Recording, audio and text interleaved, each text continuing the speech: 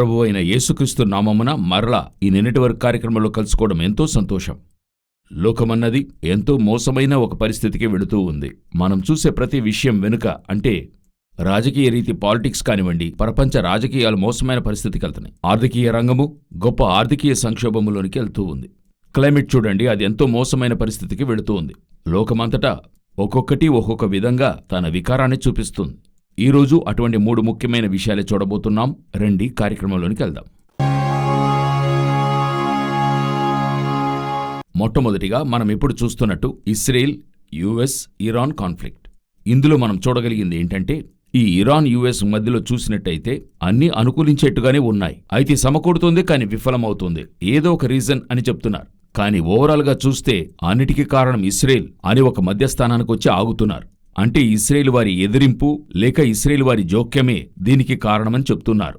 ఇప్పుడు Iran chief commander కూడా చెప్పే మాటలు ఏంటని అడిగితే, మాకును యుఎస్కి మధ్యలో అన్ని సుముఖమైన చర్చలే జరుగుతూ ఉన్నాయి. అయితే ఇవన్నీ చెరిపే పనులు ఇస్రాయేలే చేస్తుంది అని చెప్తున్నాడు. రెండవదిగా ఇదే కార్యము యుఎస్ ఎలా చూస్తుందంటే, ఎలాగైనా ఇది ముగించాలని చూస్తున్నారు. కారణం ఏంటని అడిగితే, ఆర్థికంగా గొప్ప పతనాన్ని యుఎస్ను మిగతా దేశాలు చవి చూస్తున్నాయి. సో ఇది ఎలాగైనా ముగింపుకు తేవాలని చెప్పి వారు చూస్తూ ఉన్నారు. సరే, ఇస్రాయేల్ వైపు నుండి ఇది ఎలాగెళ్తుంది అని చూస్తే, ఎందుకంటే ఇరాన్ వైపు నుండి అయితే ఇలా చెప్తున్నారు, యుఎస్ నుండి అలాగుంది. ఇస్రాయేల్ ఏం చెప్తోంది అని అడిగినట్లయితే, ఈ యుద్ధము ఎందుకు ఆరంభించారు? ఇరాన్ దగ్గర ఉండే ఎన్రిచ్మెంట్, యురేనియం ఎన్రిచ్మెంట్ ఉందని మీరు చెప్పారు, ఇప్పుడు లేదని చెప్తున్నారు. దానికొక ముగింపు చెప్పండి. అది మాత్రమే కాకుండా ఇప్పుడు మీరు చేసే ఒప్పందం మరలా ఇరాన్ని ఒక బలమైన దేశంగా మారుస్తుంది. అది అక్కడ ఉండేటువంటి మధ్యప్రాచ్య దేశాలకు అదొక బెదిరింపుగా ఉంటది. ఇది ఎంతవరకు నిజమో అని చూసినట్లయితే, ఇరాన్ వారికి వ్యతిరేకంగానే కొన్ని అరబ్ దేశాలున్నాయి. వారు ఒప్పుకోవడం లేదు. అది వారిలో ఉండే జియోపాలిటిక్స్, అది వదిలేద్దాం. అయితే ఇరాన్ వారు సపోర్ట్ చేసేటువంటి లెబనాన్ అంటే హెజ్బుల్లా ఉంది. అలాగే ఈమెన్లో హౌతీస్ ఉన్నారు. సో వీరందరినీ తీవ్రవాదుల లిస్టులోనే ఉంచున్నారు.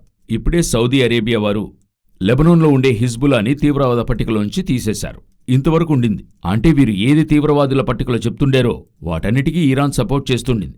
సో దీన్నే ఇస్రాయేల్ చెప్తుంది, ఇటువంటి తీవ్రవాదుల గుంపుకు వారు చేస్తూ ఉన్నారు, వారు రేపు ఇంకా తీవ్రంగా చేయొచ్చు అని చెప్తున్నారు. సో ఇవన్నీ ఎక్కడ ముగిస్తాయి అంటే యుద్ధంలోనే అవుతాయి. అయితే ఇదేదో ఒక గొప్ప గందరగోళంలోనికి వెళుతూ ఉంది. దీనికి మధ్యలో ఇస్రాయేల్ ప్రధాని చెప్పినటువంటిదే ఒక ముఖ్యమైన స్టేట్మెంట్. అందరూ ఎలా చూస్తున్నారంటే, ఇస్రాయేల్కే యుఎస్ఏ అంతా సపోర్ట్ చేస్తుంది అని చెప్పి చూస్తున్నారు. అలా చూస్తున్నప్పుడు అదొక నిదర్శనమైన నిజంగా కూడా ఉంది. అయితే గత నిన్నటి వరకులో కూడా చెప్పున్నాం, ఇస్రాయేల్కిని యుఎస్కి మధ్యలో ఒక గొప్ప చీలిక ఏర్పడుతుంది. ఇదే ట్రంప్ ఇస్రాయేల్కి విరోధంగా మాట్లాడగా దానికి ఇస్రాయేల్ ప్రధాని కూడా ట్రంప్కి వ్యతిరేకంగా మాట్లాడటం జరుగుతూ ఉంది. ఇప్పుడు దీనికి ముక్తాయింపుగా అంటే దీనికిపైన ఒక విషయం ఇస్రాయేల్ ప్రధాని చెప్పాడు. ఏం చెప్పాడో చూసినట్లయితే, యుఎస్ వారి ఆర్థిక మద్దతు వల్ల మేం బ్రతకడం లేదు. అయితే వారు అందించేది మా సంక్షేమానికే వాడుతున్నాం. అయితే మా దేశ ఆర్థికాన్ని మేమే చూసుకోగలము. యుఎస్ ఆర్థిక మద్దతు లేకుండా మా వల్ల సస్టైన్ చేసుకోగలం అనేదాన్ని చెప్తూ ఉన్నాడు. ఇంకొక మాట చెప్తూ, వీ డోంట్ వాంట్, మాకిక అవసరం లేదు అని చెప్తున్నాడు. ఇప్పుడు అట్లే ఇది ఒక విధంగా వీరి మధ్య స్నేహము ఎన్ని సంవత్సరాలంటే దాదాపు 70-80 సంవత్సరాలు. ఇదే స్నేహం యూరోప్ యుఎస్కి ఉండింది. అక్కడ ఈ సమస్య వచ్చింది. ఇప్పుడు ఇవన్నీ కూడా గమనిస్తే, ఒకవైపున ఇస్రాయేల్ వేరు చేయబడుతుంది, ఒకవైపు యుఎస్ వేరు చేయబడుతుంది. ఇవన్నీ కూడా ఒక కొత్త అగ్రరాజ్యం ఏర్పడేట్టు అవుతుంది. అది ఇస్రాయేల్కి వ్యతిరేకమైందిగా ఉంటుంది. సో ఇదే ఇప్పటికీ ఇస్రాయేల్, యుఎస్, ఇరాన్కి మధ్యనున్న కాన్ఫ్లిక్ట్కైనా మరో ఘట్టం. మరిన్ని వీటి అప్డేట్స్ అన్నిటినీ రాబోయే రోజుల్లో తెలియజేస్తాం, ప్రభు చిత్తమైతే, రాకడ ఆలస్యమైతే. తర్వాత మనము మరొక ముఖ్యమైన విషయాన్ని, యూరోప్నే పట్టి పీడిస్తున్న ఒక ముఖ్యమైన విషయాన్ని చూడబోతున్నాం.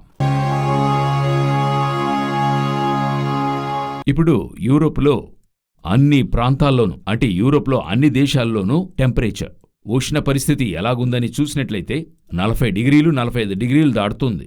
ఈ 40 గాని 45 డిగ్రీలు అన్నది మనకి కొన్నిసార్లు సాధారణంగా ఉంటుంది, కానీ మనకే అధికం. మనకి రోహిణి కార్తె అంటారు, మే మాసంలో వస్తుంది. అప్పుడే మనకి ఈ 38-40 టెంపరేచర్లు వస్తుంది. కొన్ని సంవత్సరాలుగా, ఒక 10 సంవత్సరాల్లో మనం 40ని దాటుతున్నాం చూడండి. ఈ 40-45 అన్నది ఎక్కడే టెంపరేచర్ అని చూస్తే అది సౌదీ అరేబియా వంటి దేశాల్లో ఎడారి ప్రాంతంలోని అటువంటి ఒక ఉష్ణోగ్రత ఉంటుంది. 48-49 ఉంటుంది. ఇప్పుడు 45ని దాటుతుంది. ఈ ఉష్ణోగ్రతను వారి వల్ల భరించలేరు. ఎందువలనంటే వారందరూ ఒక 18-20లోగా, నేను చెప్పేది ఈ ఎండాకాలంలో. మిగతా కాలాల్లో వాళ్ళకి 1, 2, 3 ఆ డిగ్రీ సెల్సియస్లో ఉంటది, మైనస్ కూడా వెళ్తుంది. అది వారికి సహజం. అలా కాలకాలంగా జీవిస్తూ అలవాటైనవారు. ఇప్పుడు ప్రపంచమంతటా ఒక గొప్ప గ్లోబల్ వార్మింగ్లోకెళ్తుంది. దీని గురించి పలు సంవత్సరాలుగా చెప్తూ ఉన్నాం. 2012 నుండి చెప్తూ ఉన్నాం. ఇప్పుడు ఆ గ్లోబల్ వార్మింగ్ తీవ్రతకి మనం వచ్చాం. 2015 ప్యారిస్ మీట్లో కూడా ఇది ఎలాగైనా ఈ గ్లోబల్ వార్మింగ్ నుండి తప్పించుకోవాలి అని మాట్లాడారు. అవేవీ జరగలేదు. అలా వారు ఉంచుకున్న బెంచ్ మార్క్ అని కూడా దాటిపోయారనుకోండి. ప్రపంచము ఒక తీవ్రమైన ఉష్ణోగ్రతకు లోనవుతుంది. ఇప్పుడు ఐరోపా ఆ పరిస్థితిలో, ఇండియా ఎలాగుంటుందో, ఎలా ఆఫ్రికా ఉంటుందో, ఎలా మధ్యప్రాచ్య దేశాలు ఆ ఎడారులుంటాయో ఆ స్థితికి ఐరోపా చేరింది. అప్పుడు మన స్థితి యోచించి చూడండి. ఇప్పుడు ఎల్నినో వచ్చింది. ఉన్నంతలోనే ప్రపంచంలో 1901 అని చెప్తారు. అంటే 1901. 20వ శతాబ్దం ఆరంభం ఉంది కదా, అక్కడి నుండి ఈ 126 సంవత్సరాల్లో ఈ జూన్ మాసం, గత జూన్ నెల ఉన్నంతలో 5వ డ్రైయెస్ట్. ఇప్పుడేం చెప్తున్నారు? అంతకంటే 94% డ్రై అయినా జూలై మాసం వస్తుంది అని చెప్తున్నారు. దీని యొక్క తీవ్రత ఆగస్టులో ఉంటుందని చెప్తున్నారు. అంటే ఎల్నినో యొక్క వేడిమి. ఈ ఎల్నినో వేడి అన్నది ఒక కాలఘట్టంలో వస్తుంది. 10-11 సంవత్సరాలకు ఒకసారి వస్తుంది. దీనివల్ల తీవ్రత అని మనం చెప్తూ ఉంటాం. అయితే సహజంగానే భూమి వేడెక్కుతుంది, ప్రకృతి పరంగా వేడెక్కుతుంది. ఆ ఉష్ణాన్నే మనం తట్టుకోలేకపోతూ ఉన్నాం.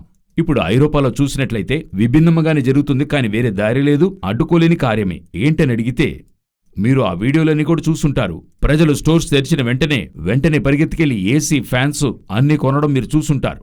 ఇప్పుడు ఏం జరుగుద్దనుకుంటున్నారు? ఈ ఎండ తీవ్రతను అధిగమించడానికి వారు ఏం చేస్తున్నారంటే అన్ని ఇండ్లలోనూ ఏసీ వేస్తారు. మీకు తెలుసనుకుంటా, ఏసీయే గ్లోబల్ వార్మింగ్కి ముఖ్యమైన కారణం.